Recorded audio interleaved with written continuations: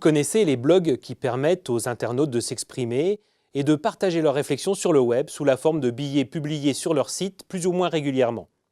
Nous allons aujourd'hui parler d'une forme particulière de réseautage social qui s'appuie sur des sites de microblogage dont le plus célèbre est Twitter. Un internaute qui dispose d'un compte sur un tel site y poste des billets très courts, pas plus de 100 caractères dans le cas de Twitter, et les autres internautes peuvent lire ce qu'il écrit en allant consulter sa page.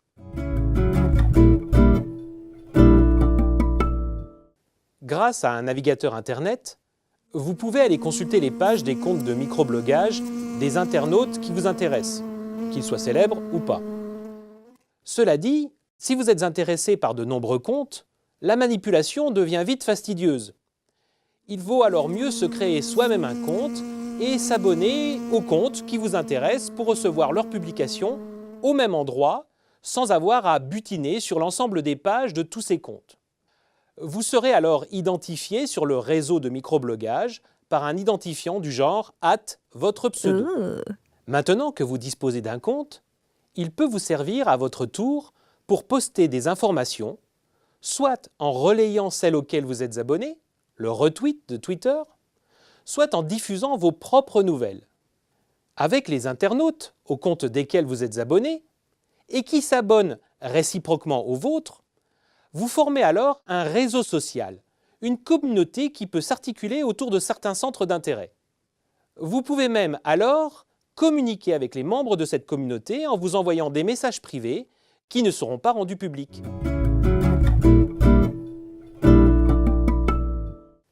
Si l'internaute @Tintin est abonné au compte @CaptHaddock, il peut lui envoyer des messages privés. Sur Twitter, on écrira DM pour Direct Message. Il peut relayer les publications de celui-ci. Sur Twitter, on écrira RT pour Retweet. Il peut aussi s'adresser à lui ou faire référence à lui dans un billet public en le citant @CaptHaddock. L'utilisation de mots-clés peut faciliter la recherche dans les différentes publications postées sur le réseau de microblogage. Pour créer un mot-clé, un hashtag, il suffit de rajouter un dièse devant le mot.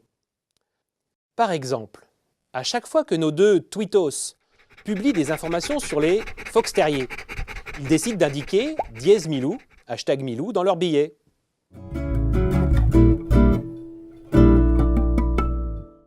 La création d'un compte de microblogage permet la consultation en un même lieu de toutes les informations postées par les microblogueurs auxquels vous êtes abonné. C'est indéniablement une solution pratique pour opérer une veille informationnelle sur ce type de réseau social. Il faut cependant bien se dire qu'une revue de presse systématique sur le réseau de microblogage peut demander beaucoup de temps. Alors, n'ayez pas de scrupules à laisser passer de l'information. C'est là que l'utilisation des mots-clés, les fameux hashtags, l'identification des fils de communication, la nature des émetteurs, vont nous aider à faire le tri. Notons que ce tri est d'autant plus nécessaire que nous considérons que le message court du microblogage peut être là pour nous emmener vers une information plus substantielle et ne se suffit pas forcément à lui tout seul. Il ne faut pas confondre le panneau indicateur et le lieu qu'il indique.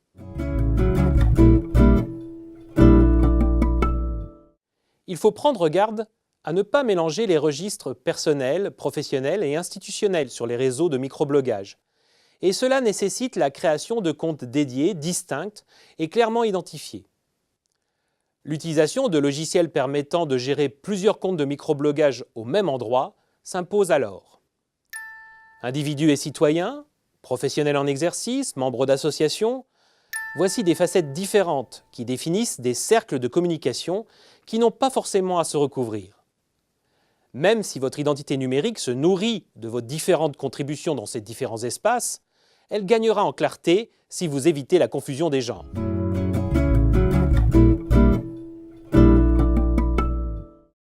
Grâce aux réseaux sociaux de microblogage, vous pouvez recueillir de l'information et en produire à votre tour.